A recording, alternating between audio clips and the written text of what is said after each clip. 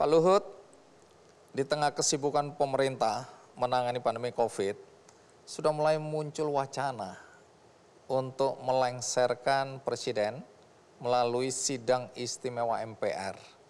Karena dianggap gagal menangani pandemi COVID. Anda sudah berbusa-busa menjelaskan, tapi orang di luar sana tidak mudah untuk kemudian menerima penjelasan Anda ini. Jadi ini sudah mulai diwacanakan. Sampai di sini menurut Anda bagaimana kondisi? Saya tidak melihat itu hal yang terlalu serius sih. Kenapa? Ya apa sih? Tidak ada yang salah itu. Kan kalau orang mau dilengsarkan ada kriterianya oleh Undang-Undang 45. Dia korupsi, dia nggak kapabel, dia konflik of interest seperti itu kan. Ya Presiden saya kira sampai hari ini melaksanakan tugasnya dengan sangat baik. Tidak ada yang aneh. Yang aneh menurut saya yang punya ide itu aja aneh.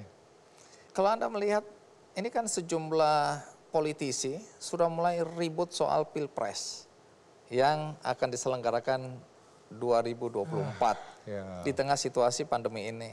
Bagaimana pandangan Anda terhadap para politisi dan juga didukung oleh partai-partainya?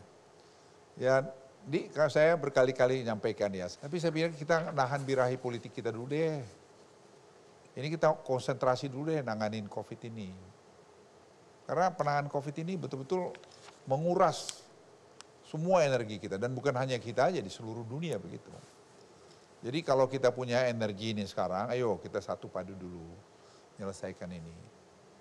Supaya ya kita bisa menyelamatkan ribuan nyawa ke depan.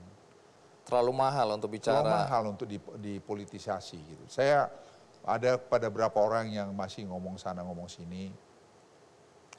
Ya saya bilang jangan deh, sabarlah kamu. Gitu. Apa harus jadi presiden aja sih mengabdi di negeri ini? Presiden cuma satu loh.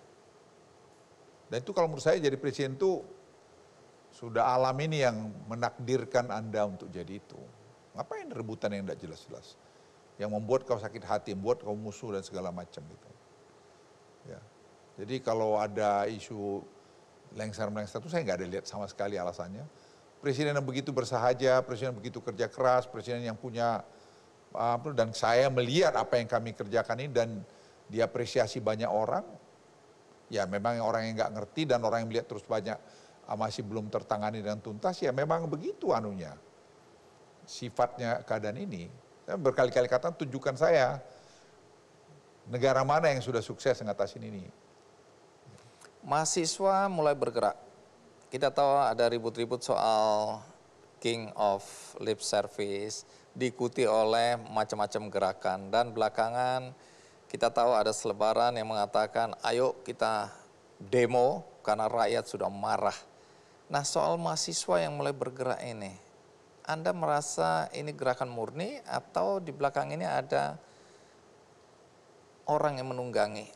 Ya, tanpa mengecilkan gerakan mahasiswa ya, tapi ya saya tidak mengecilkan, tapi saya sedih saja anak-anak muda kita kok ngapain sih anak muda kita diajar jadi tidak punya karakter yang baik. Saya sedih aja itu. Ukuran karakter yang baik dari mana Anda? Ya dia tahu apa yang harus dia omongkan. Tidak asal bekerja, dia nggak tahu apa yang dia omongkan dia.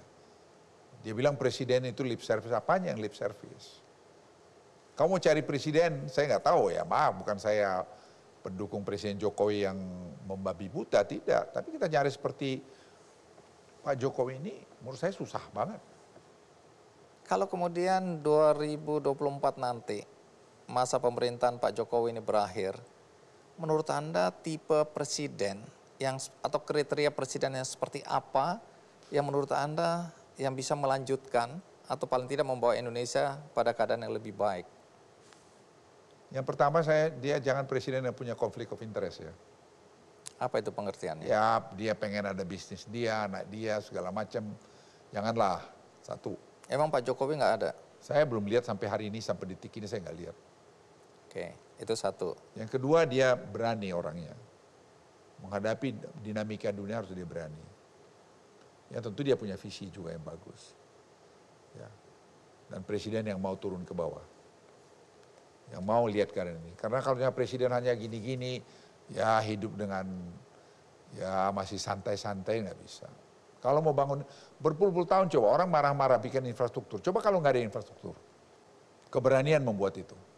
Ya tidak sempurna. Tapi sekarang anak buah saya keliling Jawa naik mobil aja nih, patroli. 3 hari bisa melihat langsung apa yang terjadi di Kudus, apa yang di Jepara, apa yang di Jogja, apa yang di Solo, apa yang di Madiun, apa yang di Surabaya. Ada yang bilang Anda berambisi jadi presiden. Oh, presiden. Itu orang gila yang bilang itu. Kenapa gila? Nggak, jangan, saya nggak punya. Saya dia bilang tadi dan itu janji saya sama istri saya juga. Saya udah cukup. Apa yang Anda janjikan pada istri? Ya tahun 2024 kita selesai. Nggak mau. Selesai itu pengertiannya apa? Ya saya nggak mau lagi di ya menjabat itu nggak mau lagi. Cukup lah itu. Baik, ini direkam. Ya. Ya, banyak sekali pemimpin yang waktu direkam mengatakan tidak ingin, tapi begitu pada waktunya dia muncul ke permukaan. Anda seberapa beraninya berjanji bahwa Anda tidak akan ingkar janji Ya saya atau enggak. Kalau mengkhianati? saya sih, ya kalaupun saya mau, saya minta jadi advisor, saya diterima pendapat saya akan mau. Tapi kalau untuk saya jadi mimpi apalagi jadi presiden, atau saya enggak. Kalau ada partai yang meminta, Enggak, kalau Pak Jokowi yang meminta, enggak juga. jadi ini betul-betul enggak? Tapi kalau saya diminta asistensi dia, memberikan bantuan dia, atau masih disuruh tolong mungkin Pak Luhut pergi ke sini untuk ini, ya saya kira untuk Republik saya masih akan mau. Tapi kalau saya sebagai formal punya ambisi-ambisi gini-gini lagi, udah cukup lah di. Lalu apa yang Anda lakukan nanti? Saya punya yayasan, saya kira sangat bagus, dan saya sudah berapa ribu yang sudah anak-anak kampung yang kurang mampu pintar-pintar saya sekolahin. Di mana ini? Di Danau Toba. Jadi SMA saya, SMA unggul saya nomor 3 terbaik di Indonesia. Matematiknya nomor 1 terbaik di Indonesia. Saya kira kontribusi saya masih banyak. Saya bikin research center untuk herbal dan pertanian. Ya saya mau ngurusin itu juga. Saya juga research center di Institut Teknologi Dell juga saya bangun kerjasama dengan mana. Saya kira banyak. Kenapa sih harus jadi menteri? Jadi ada orang sampai musuhan hanya karena pengen jadi menteri, apalagi pengen jadi presiden. Apa sih? Padahal ladang pengabdian terbuka luas. Banyak sekali. Apakah dengan saya tidak nanti menteri, lantas saya ingat Pak Beni, saya motong. Iya. Saya tanya dulu Bu Beni, Bu, ini Bapak kenapa nggak dikawal sama gini-gini gitu waktu itu? Bu Beni bilang sama saya, kan Bu Beni masih hidup ini. Saya bilang sama Beni, beliau kan panggil Pak Beni. Beni, nanti kalau kamu sudah nggak jadi Panglima TNI lagi, kamu kan pengawalnya apa? Jadi satpam aja. Jadi Pak Beni itu pengawalnya satpam aja. Supaya tidak post-power syndrome. Ya, jadi jangan post-power syndrome. Pak Beni juga bilang sama saya, beliau kan suka pergi sendiri. Dia bilang nanti Luhut kalau kamu jadi pejabat, enggak pejabat lagi, lupa nanti check-in di katanya di mana di airport.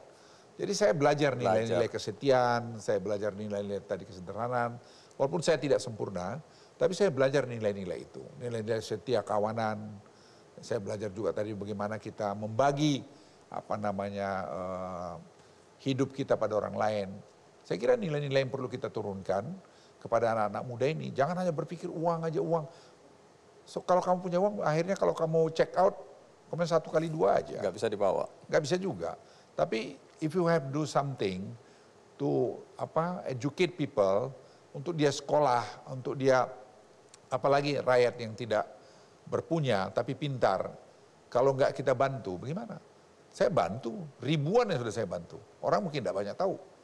Foundation saya 20 tahun nih tahun ini. Baik, ini sisi lain yang orang baru dengar mungkin ya, sebagian orang baru dengar dari Anda. Sekarang kita bicara tentang harapan Anda terhadap Indonesia. Jadi kalau dilihat sekarang dengan segala apa yang terjadi pada bangsa kita, tapi kan kita tetap harus punya harapan. Oh ya. Nah, harapan ini sebelum sampai pada harapan, seberapa jauh Indonesia ini menarik sebagai tempat investasi bagi negara-negara di luar Indonesia? Karena ini berkaitan juga nanti dengan harapan Anda. Kita ini gadis cantik loh. Dari mana kita bisa tahu bahwa kita gadis Saya cantik? kemana saya pergi orang pengen investasi ke Indonesia.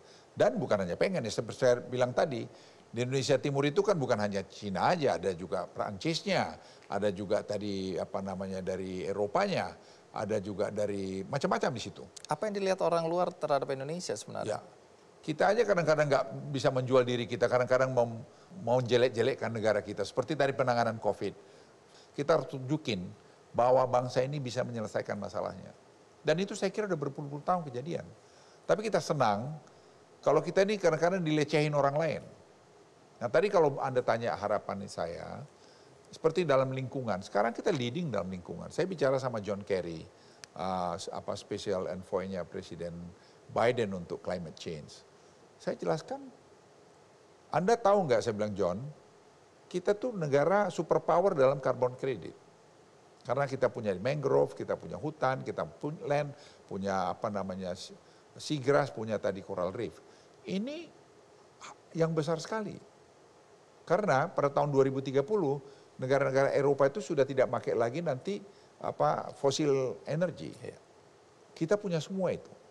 Jadi kalau saya lihat kita lola dengan bagus, kita ini kompak, saya kira 2045 100 tahun Indonesia, kita tuh pada orang bilang kita diramalkan oleh orang luar itu pada kita GDP kita 10 triliun US dollar lebih, saya kira angka itu bisa lebih.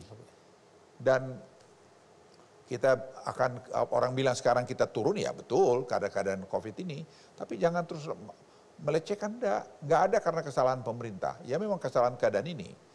Jadi saya melihat, kalau tadi hilirisasi kita dari nikel, hilirisasi kita dari boksit, hilirisasi kita dari tadi palm oil, itu billion of dollars itu.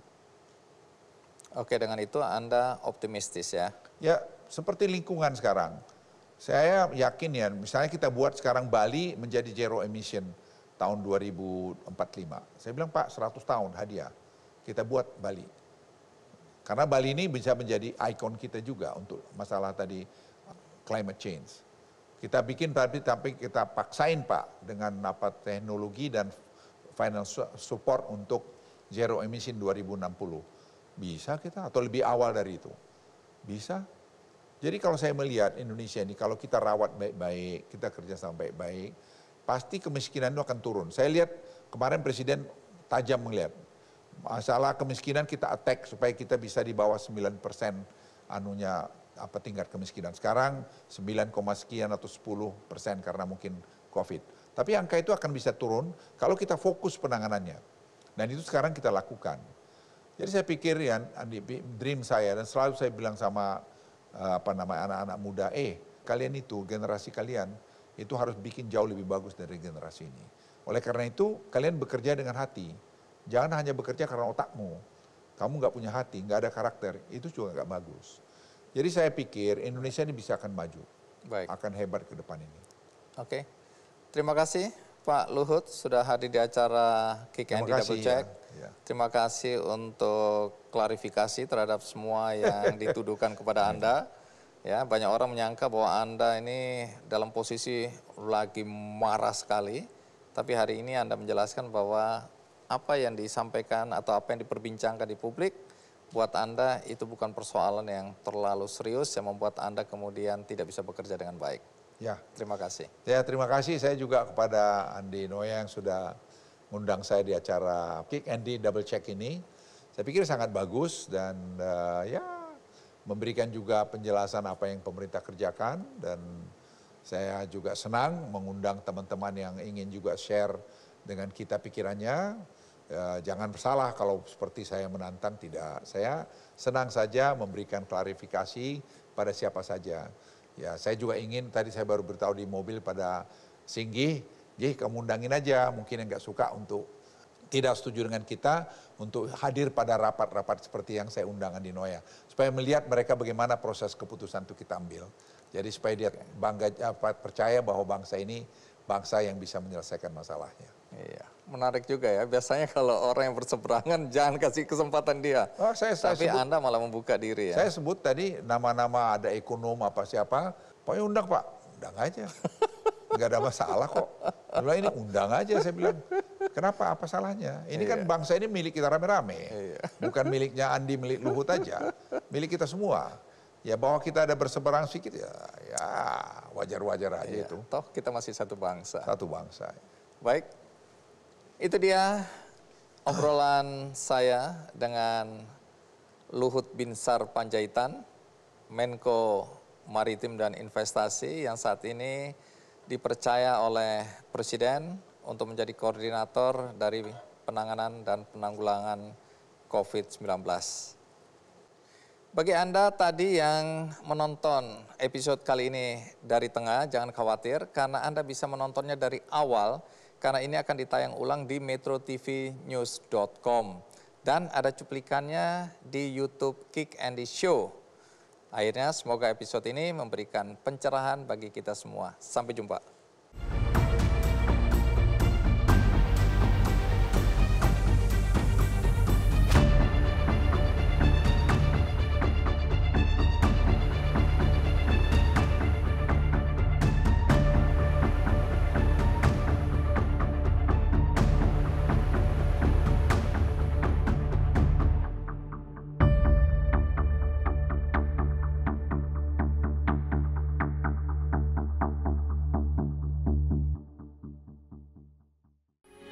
Metro TV